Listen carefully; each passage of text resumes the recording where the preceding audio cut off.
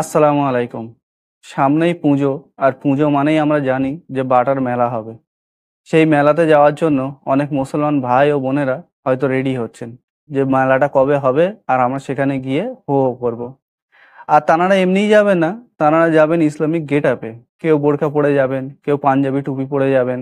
সেখানে গিয়ে পান পারাক সিগারেট খাবেন, সেগুলোকে আবার ভিডিওর মধ্যে ক্যাপচার করবেন। আবার সেগুলোকে সোশ্যাল মিডিয়ার মধ্যে ছেড়ে জানাবার চেষ্টা করবেন যে দেখুন আমরা কত বড় সেলিব্রিটি, আমরা ব্লগ করছি। আপনারা কি কোনো সময় এটা লক্ষ্য করেছেন যে আমাদের কোনো ফেস্টিভ্যালে কোনো সময় কোনো হিন্দুরা শরিক হয়? কোনো সময় তানারা আমাদের কোনো ফেস্টিভ্যালেতে ছুটি করে বেড়াতে যায় এমন আপনারা দেখেছেন? দেখেননি। কোনো সময় তানারা আমাদের কোনো ধর্মীয় অ্যাক্টিভিটিতে শরিক হন না বা যোগদান দেন না। কিন্তু আমাদের কিছু মুসলমান ভাই ও বোনেরা আছে যারা হিন্দুদের প্রত্যেক ফেস্টিভ্যালেতে কোনো না কোনোভাবে যোগদান দিয়ে থাকেন। তানারা মনে করেন আমরা কি মহান কাজ করছি। তানারা আদৌ এটা জানেন না যে আমাদের ইসলামিক কালচারকে তারা কতটা খারাপ করছেন। এমন জিনিস যেগুলো আমাদের ইসলামের মধ্যে কঠিনভাবে বারণ করা হয়েছে, সেই জিনিসগুলো তানারা করে সেই জিনিসগুলোকে সাধারণ করার চেষ্টা করছেন।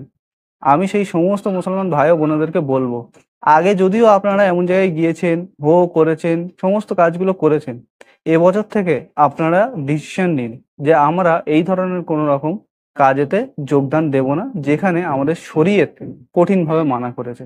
দেখুন, আমরা জানি যে আমাদের জীবন একটাই, এই একটা জীবনেই আমরা যা কিছু করব সেটাই শেষ। আমরা যদি ভালো কাজ করি সেটাই আমাদের জন্য কেয়ামতের দিন গিয়ে দাঁড়াবে। আর যদি আমরা খারাপ কাজ করি বা গুনার কাজ করি সেটাও কিন্তু আমাদের কাছে কেয়ামতের দিন গিয়ে দাঁড়াবে। সেই কারণে এই একটাই জীবন বলে আমরা যা খুশি তাই যেন না করি। একটা শরীয়ত আছে, একটা আল্লাহ আছে, একটা রসুল আছে, তানাদের কিছু মানদণ্ড আছে, তানাদের কিছু বাধা নিষেধ আছে, সেগুলোকে মেনে আমরা দুনিয়াদারিটা করি। তাহলে দেখবেন আমাদের দুনিয়াও সুন্দর হয়ে যাবে আর আখেরাতও সুন্দর হয়ে যাবে।